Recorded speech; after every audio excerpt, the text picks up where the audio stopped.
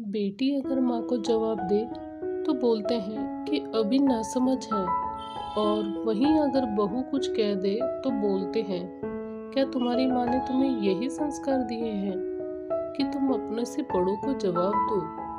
बेटी सुबह लेट सोकर उठे तो कोई बात नहीं, और बहू अगर एक दिन लेट उठे तो सास का मुंह बन जाता है। बेटी घंटों फोन पर बात करे तो कुछ नहीं, अभी दिन है उसके। और अगर बहू करे तो 10 बातें सुनाई जाती हैं कि घर में और कोई काम नहीं है क्या।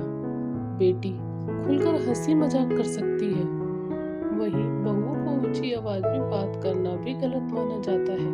बेटी घर में कुछ भी काम ना करे तो छोटी है अभी सीख जाएगी, और वहीं बहू पूरा दिन काम करे और अगर उससे कोई काम ना हो पाए या गलत हो जाए तो बोला जाता है, इतनी बड़ी हो गई अभी तक काम करने का तरीका नहीं आया। घर में जो बेटियां पहन सकती हैं वे बहुएं नहीं। उन्हें कहा जाता है कि बड़ों का लिहाज शर्म है या नहीं, और बेटियों के लिए क्या बड़े आंखें बंद कर लेते हैं।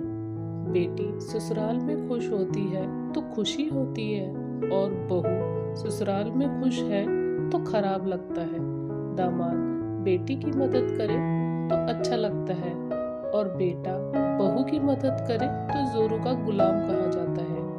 बेटी को ससुराल में अकेले काम करना पड़े तो चिंता होती है कि मेरी बेटी सारा दिन काम करके थक जाती है, और वहीं बहू दिन भर काम करे फिर भी बहू कामचोर कहलाए। बेटी के ससुराल वाले ताने मारे तो गुस्सा आता है, और खुद बहू के मायके वालों को ताना मारना क्या सही लगता है।